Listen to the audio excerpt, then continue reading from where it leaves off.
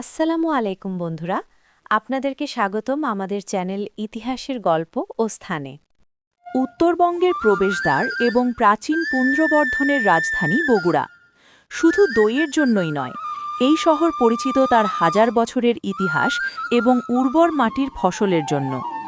আজ আমরা জানব বগুড়ার ৩টি বিখ্যাত শিল্প এবং ৩টি প্রধান চাষাবাদ সম্পর্কে।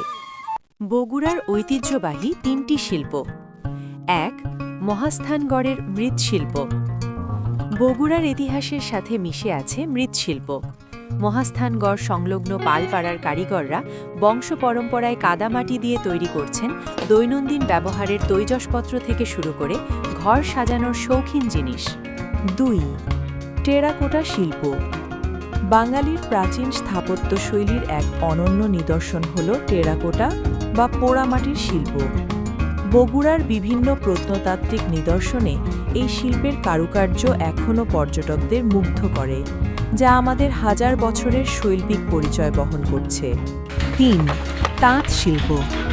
বগুড়ার আদমদিঘি ও শিয়ালকোল এলাকার তাঁত শিল্প অত্যন্ত প্রাচীন।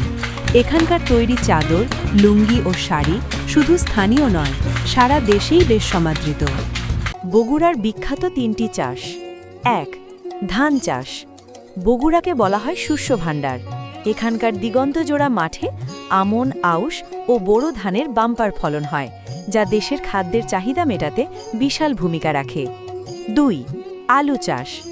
বগুড়ার আলুর খ্যাতি দেশ জুড়ে, বিশেষ করে পাকড়ি ও ফাটা আলুর স্বাদ অতুলনীয়। বাংলাদেশের মোট উৎপাদিত আলুর একটি বড় অংশই আসে এই জেলার উর্বর মাটি থেকে। ৩. মরিচ চাষ। বগুড়ার ঝাল সারা দেশে পরিচিত।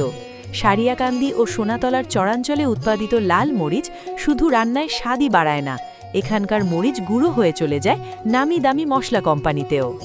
শিল্পকলা আর কৃষির এই মেলবন্ধনই বগুড়াকে করেছে অনন্য। আপনার প্রিয় এই শহর সম্পর্কে আরও কিছু জানতে চাইলে কমেন্টে জানান। ভিডিওটি ভালো লাগলে লাইক দিন এবং সাবস্ক্রাইব করে সাথেই থাকুন।